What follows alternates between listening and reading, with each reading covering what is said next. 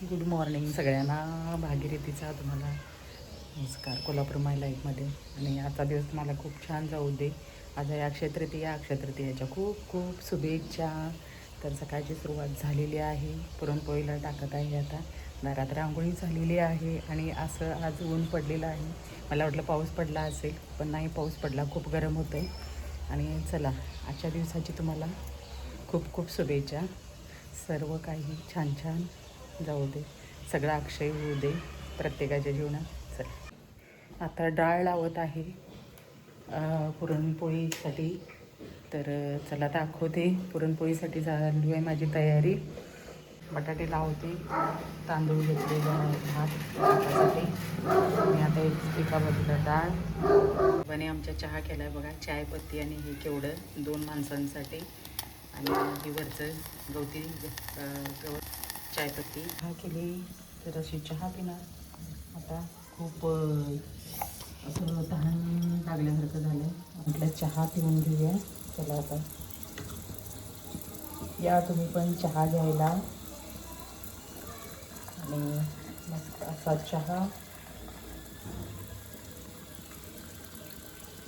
चहा घेऊन बाकीची सुरुवात करणार.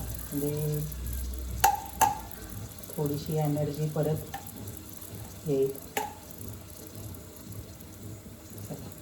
आणि आज अक्षय तृतीया असल्यामुळं थोडंसं आरामात, कारण आता हे पुरणपोळी आणि हे सगळं व्हायला थोडासा वेळच लागणार आहे. मग जमेल तसं हळूहळू करत जायचं. म्हणजे 12पर्यंत व्यवस्थित आवडतं. आणि त्याच्यात एक्स्ट्रा कामं काही ना काहीतरी होत असतात. त्यामुळं हळूहळू हे करत आपला अख्खा दिवस व्यवस्थित जातो. म्हणजे पूर्ण 12पर्यंत व्यवस्थित आवडते. तर जरा, आणि गरमी एवढी वाढलेली आहे ना, खूप खूप गरमी वाढलेली आहे. आणि एवढी काळजी घ्या ना व्यवस्थित, कारण तब्येती आपली एनर्जी डाऊन होती, घाम निघून जातो. त्यामुळं उन्हात गेल्यानंतर आणि डायरेक्ट उन्हातून आल्यावर लगेच पाणी पिऊ नका. थोडा वेळ बसा, थंड व्हा आणि त्यानंतर मग पाणी प्या. आणि पाणी तर 3 लिटरसुद्धा कमी आहे. त्याच्यात आपलं काकडी काय जेवणात ठेवा, पुन्हा ताक ठेवा, दही ठेवा. आपल्या प्रतिकारशक्ती वाढवतं दही. आणि हे पण ठेवा, म्हणजे जेवढं लिक्विड, संत्रं ज्यूस असू दे किंवा फळं ठेवा, खूप फळं ठेवा. थंड भाज्या ठेवा, म्हणजे हिरव्या भाज्या ठेवा जेवणात. उष्ण पदार्थ अजिबात खाऊ नका. मासे, चिकन, मटण वगैरे आता उन्हाळ्यात अजिबात खाऊ नका. कारण हे पनीर वगैरे खा पाहिजे तर तुमचं प्रोटीन वाढवण्यासाठी. आणि आता उष्णता बाहेरून असल्यामुळं आपण आतमध्ये उष्ण पदार्थ अजिबात खाऊ नका. कारण जितकं थंड देणार तेवढं चांगलं. पावसाळ्यात ह्या सगळ्या गोष्टी तुम्ही मासे, अंडी वगैरे खाऊ शकताय, जे नॉनव्हेज खाणारे आहेत त्यांनी. आणि असं तर नक्की काळजी घ्या आपापली. कारण आमच्या अनुभवावरून सांगते, 2-3 दिवस गावी धावपळ आणि हे सगळं असं झालं ना, तर एकदम अशक्तपणा वगैरे झाल्यासारखं झालं. आणि हे मी म्हणजे पहिल्यापासूनच असं ठेवलेलं आहे, कारण थोडंसं कामाचा कंटाळा आला किंवा काय आला तर स्वतः आपले काय आपण मशीन नाही आहे, तर थोडंसं थांबून मी काम करत असते. भलेही 2 दिवस आराम करते कंटाळा आला तर, आणि 2 दिवस पूर्ण विश्रांती घेऊन मग पुन्हा चालू करते, असं करते. त्यामुळं आपली तब्येतीची पण काळजी घेणं फार गरज आहे. आपण व्यवस्थित असू तर दुसऱ्याची काळजी घेऊ. त्यामुळं आपलीही स्वतःची पहिला काळजी आणि नंतर दुसऱ्यांची करायला चालू करा आणि करत राहा. तर चला, आजचा दिवस तुम्हाला खूप खूप छान जाऊ देत. फुलं आणून ठेवलेली आहेत वरची झाडाची, तेवढी लागलेली आहेत फुलं देवा. आणि छान आहे, म्हणजे ऑनलाईन घेतलेलं आहे. आणि हे असं आहे, तर कात्री वगैरे ठेवू देऊ शकतो आहे. आणि तर धागे ठेवण्यासाठी खूप सारे हे केलेले आहेत, रील केलेले आहेत. त्यामुळं आणि असं खूप मोठा पण आहे. आणि भरपूर माझ्याकडे आता स्टोअरमध्ये आहे, ते व्यवस्थित राहतील ह्याच्यामध्ये सगळे धागे वगैरे. तर खूप दिवसांची ही गरज होती. मध्ये पण आणलं होतं, मागवलं होतं. पण मला असं म्हणजे मनात हे झालं की एवढा मोठा कशाला असं झालं होतं. पण गरज आहे. परत मी रिटर्न पाठवला होता आणि परत तोच मागवलेला आहे. तर चला. आणि क्वालिटी एक नंबर आहे, क्वालिटी एकदम छान आहे याची. प्लॅस्टिक पण चांगला आहे, दिसायला असा जरी असला तरी म्हणजे खूप छान प्लॅस्टिक आहे. वरचं सगळं आवरून आले. कपडे लावायचे होते मशीनला, कपडे लावले. पुन्हा घडी करून ठेवायचे होते, ते घडी करून ठेवले. आणि त्यानंतर आता खाली आलेले आहे. खालची सगळी सुरुवात आता. आणि मग मध्ये मध्ये आपली पण काळजी घेत घेत चालू आहे कामं, पाणी पित वगैरे. आणि सगळ्या लेडीज असू दे, जेंट्स असू दे, सगळ्यांनी पाणी प्या भरपूर भरपूर. बाहेर जरी असला तरीसुद्धा स्वतःची काळजी व्यवस्थित घ्या, जेणेकरून घरच्या स्त्रीला, महिलेला, घरच्या गृहिणीला त्रास होणार नाही. ही काळजी नक्की घ्या तुम्ही पण. तुमची स्वतःची काळजी बाहेर असला तरी व्यवस्थित घ्या, तर तिला घरात टेन्शन येणार नाही. कारण ती घरात पण 24 तास तिचं काम चालू असते, 12 तास तुमच्यासारखंच काम चालू असते. त्यामुळं तिची थोडी मानसिकता समजून स्वतःची काळजी स्वतः व्यवस्थित घ्या, जेणेकरून तिला डबल तिचे ताप वाढणार नाहीत. मसाले भरून घेतलेत. आता मोहरी तेवढी याच्यात घालायची आहे, म्हणजे एकत्र व्यवस्थित. हे गरम मसाला, दालचिनी आणि गरम मसाला एकत्र करून असं जिरे, हळद, लाल तिखट, मीठ असं म्हणजे एकत्र एक डबा काढला की आपल्याला एकत्र व्यवस्थित. आणि इथं पोळीसाठी आता कणिक मळून घेतलं आहे, गव्हाचं मळलेलं आहे, जेणेकरून उन्हाळ्यात आता पचायला चांगलं म्हणून. आणि इथं डाळ पण माझी शिजत आलेली आहे. आता बटाटे साजरे काही पीठ लागले वाटतं इथं पोळ्या करताना. तर सण साजरे करायच्या पाठीमागचा तुम्हाला किस्सा सांगते. कारण आम्ही ज्या वेळेला ठाण्याला होतो,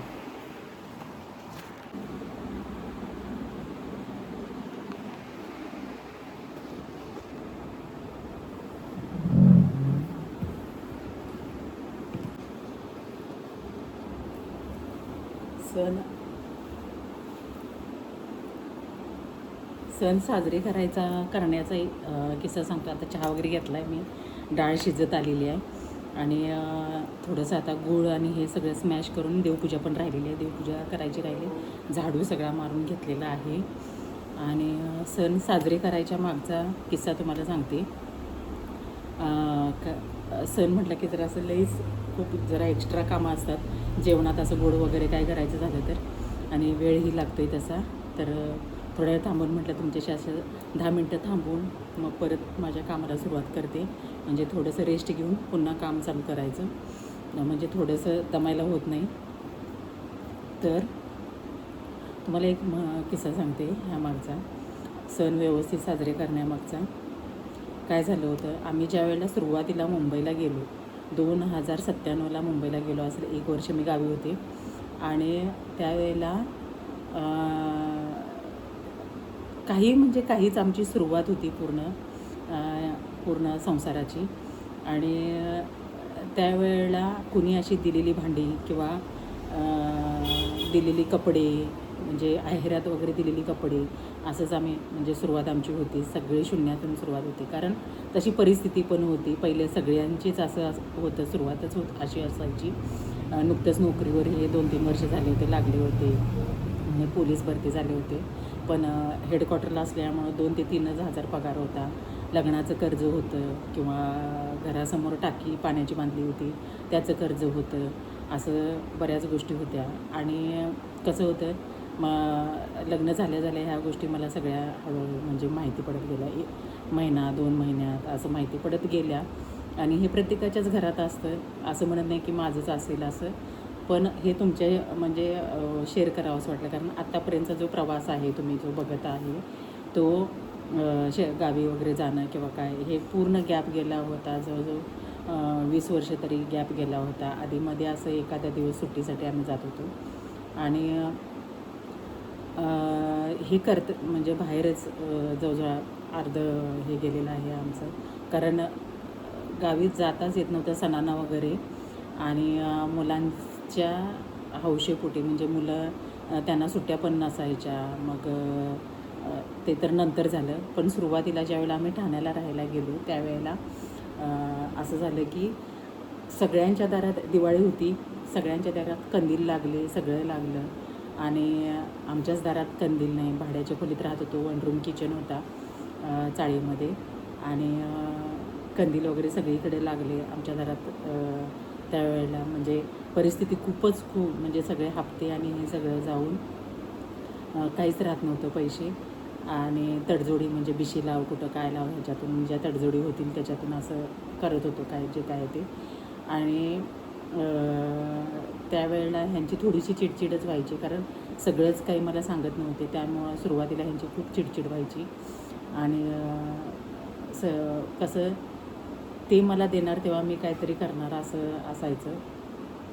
आणि हळूहळू परिस्थिती बघितली की खूप वेगळी परिस्थिती होती त्यावेळेला. साधं 4 आण्याचं सुद्धा आम्ही फुटाणे किंवा असं घेऊन खाऊ शकत नव्हतो. 1 रुपये 5 रुपयाचा वडापाव घेऊन खाऊ शकत होतो. त्यावेळेला 5 रुपयाला होता वडापाव. आणि काय झालं, सगळीकडे कंदील, रांगोळ्या, पणत्या हे सगळं लागलं. ते अचानक येऊन मला म्हणाले, अगं सगळीकडे असं झालं आहे आणि आपल्याच दारात हे नाही आहे, पणत्या नाहीत ना काही नाही, रांगोळी नाही, दिवाळी असं वाटतच नाही आहे. आणि अचानकमध्ये त्यांनी एकाकडून म्हणजे एकाने कुणाकडून बिशी लावलेली किंवा जे काय होतं ते असं एकाकडून 200 का 300 रुपयेमध्ये 300 रुपये आणले होते. 50 का 100 रुपयेचा कंदील आणला होता.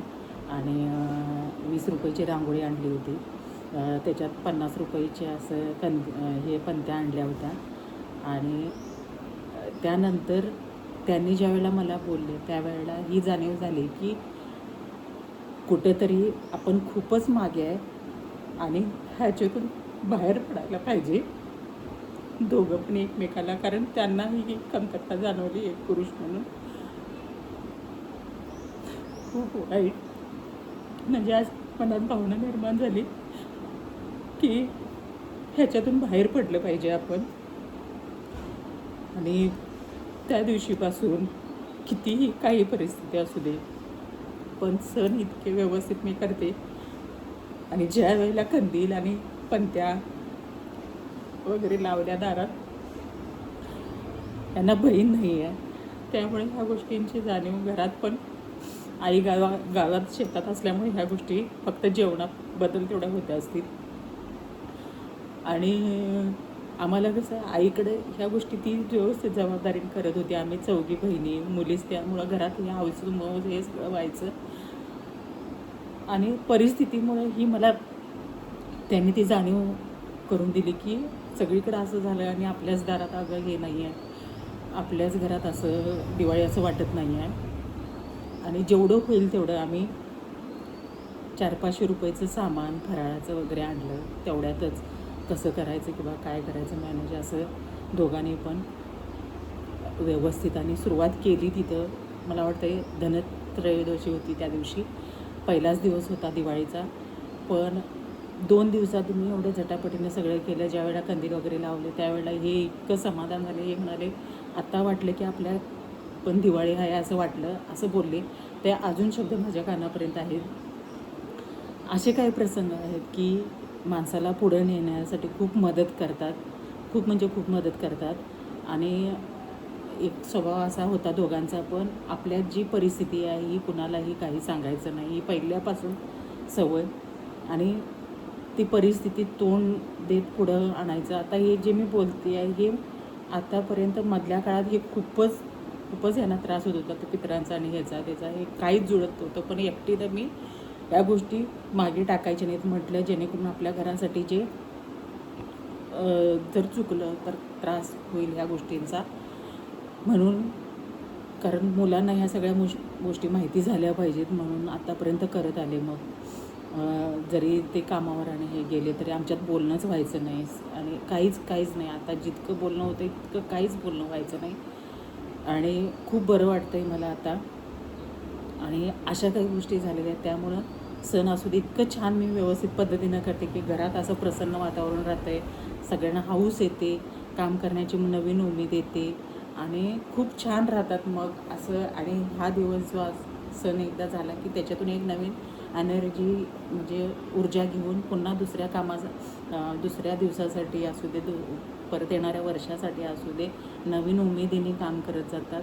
आणि हेच असायचं पहिल्या लोकांचं पण.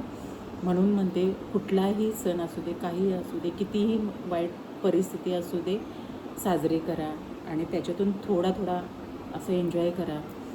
छोट्या छोट्या गोष्टींचा एन्जॉय करा. खूप भारी वाटतं, खूप समाधान मिळतं या गोष्टींचं. आणि न करून बघा कसं बरोबर वाटत नाही आणि केल्यानंतर खूप छान वाटतं, खूप भारी वाटतं. आणि आपण करत जायचं असतं. देणारा तो आहे आणि तो सगळं बघत असतो आहे. त्यामुळे चांगल्या भावनेने आपण करत जायचं, फक्त एवढंच ठेवायचं. कुठेही मागे पडायचं नाही. आणि खूप जणांनी असा हात सोडलेला आहे आमचा आत्तापर्यंत, पण त्यातूनही पुढं येत गेलेलो आहोत. आणि परिस्थिती कोणाला म्हणजे एक स्वाभिमानानं जगायची सवय झालेली आहे. जरी परिस्थिती कुणाला सांगितली आणि आम्ही ती व्यवस्थित पद्धतीनं जरी पार करत असू ज्या वेळेला कमी वेळेत, तर त्यांना असं वाटलेलं आहे की आम्ही पैशासाठी सगळं करत आहोत. पण मागची परिस्थिती खूप वेगळी आहे. आत्तापर्यंत असेच दिवस काढलेले आहेत. आता तुम्ही जे व्हिडिओ बघता असेच दिवस काढलेले आहेत. मी फक्त फोटो शेअर करायची ह्याच्या आधी, पण त्याच्या बॅकग्राऊंड जो आहे जो 29 वर्ष हाच आहे की आपण करतो आहे म्हणून ते चांगले आपल्याला पाहायला मिळतं असं आहे. तर चला, पण चांगले दिवस आल्यावर कधीही हे विसरायचं नसतं की आपल्याला कशामुळे आणि काय हे झालेलं आहे ते. घरातल्या पण परिवारातल्या प्रत्येक लोकांनी जी घरातली बाई करत असते तिची खरंच किंमत ठेवा तुम्ही.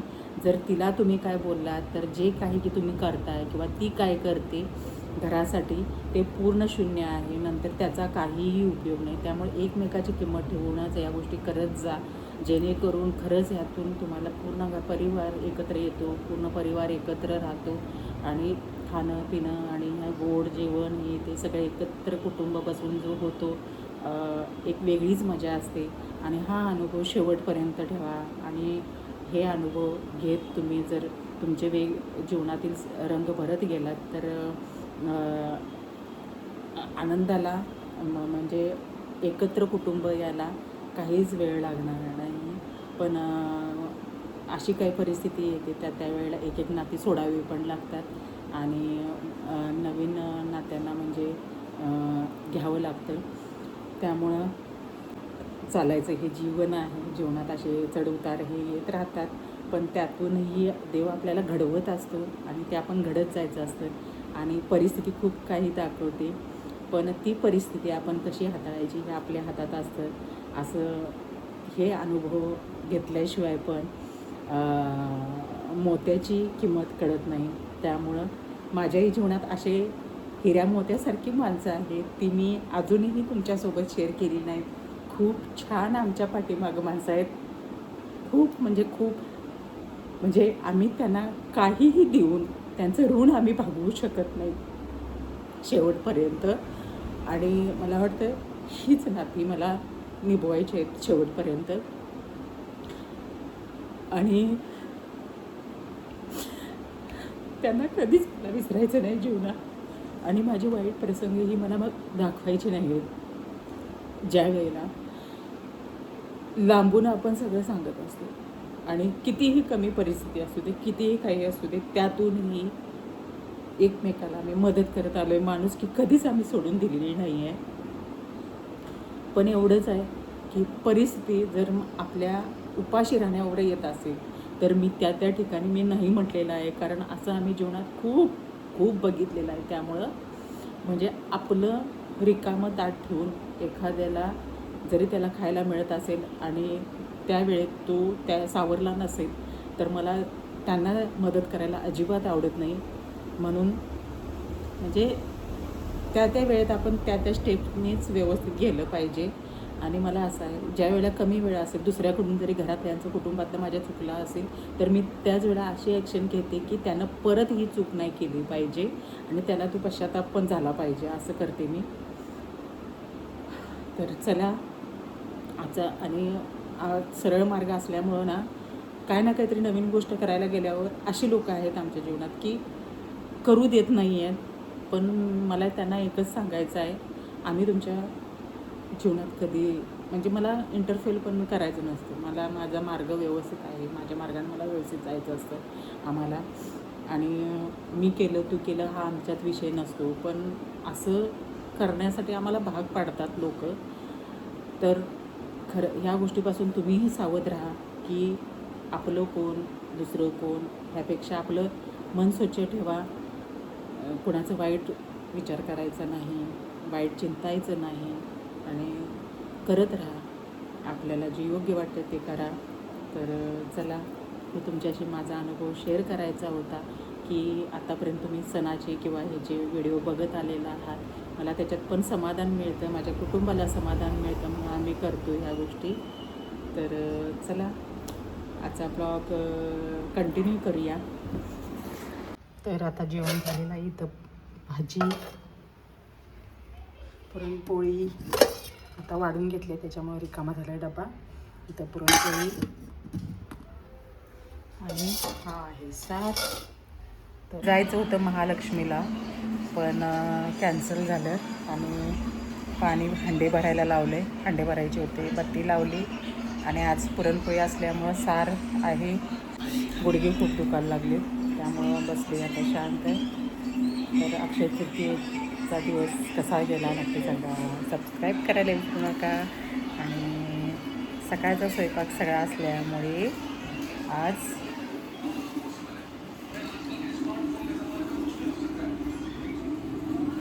सकाळचा स्वयंपाक असल्यामुळं आता थोडंसं विश्रांती आहे संध्याकाळच्या वेळेला. आणि अंबाबाईला जाणार होतो, पण पावसाचं वातावरण झालं आहे, पूर्ण काळेढग झाले, त्यामुळं आता काय जाणार नाही आहे अंबाबाईला. आणि आजचा दिवस तुम्हाला खूप छान गेला असेल. आणि माझ्या व्हिडिओला नक्की लाईक करा, शेअर करा, सबस्क्राईब करा व्हिडिओ आवडल्यास. आणि टेक केअर, काळजी घ्या. Bye bye.